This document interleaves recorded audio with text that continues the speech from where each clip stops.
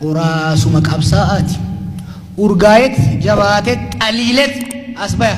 Ijoolleen tireeningiidha itti humaan taatu. Cimte as deebiti haanu geessanii hoo barbaadan.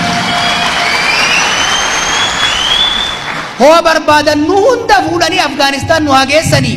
Deebineetuma biyya teenya bilisoomsanna kana sodaatina.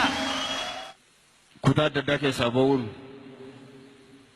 garaagarummaa amantiin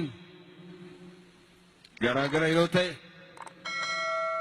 dhaaba siyaasaatiin adda adda yoo taatan Oromoo yoo taatan haleellaan isin irratti raawwatu garaagarummaa hin qabu ta'u. Wanni an jedhu yan barri nu keessa jiru bara wal sodaachisnuu miti. Gaafa dubbii siyaasaa fi dhimma uummata keenya keessa seenuuf murteessine du'a ofirra murteessine jirranu. Du'aan nuun sodaachisina. Sibiila nutti hin qabina. Nu hidhuuf wanni hin jedhina. Nu ammallee qophii ammaan taruu fuutanii na hiitan takkarran kaawwadhu mata keewwan adhooftan saba kanaaf. Haajaa isaan qabu. Ammoo balbal kan dura du'ellee.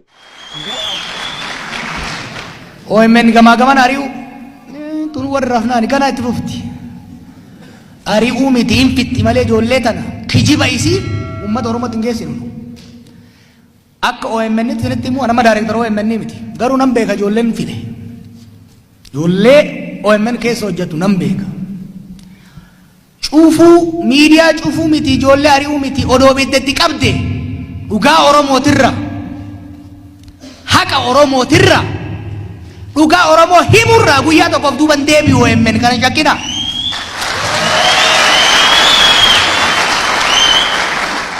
In sodaatina ammoo nu akkan tuutaati beeytu boolla baay'ee qabna. OMN asii yoo cufan bakka biraatiitti gadhiifna qophii biyyoota hedduu keessatti bannee jirra.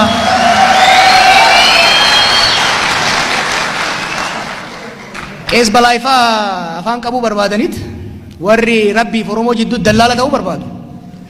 OMN irratti isaan interview godhamnaani nu kassasaa jiran. Haga fedhan haa kassasanii malee.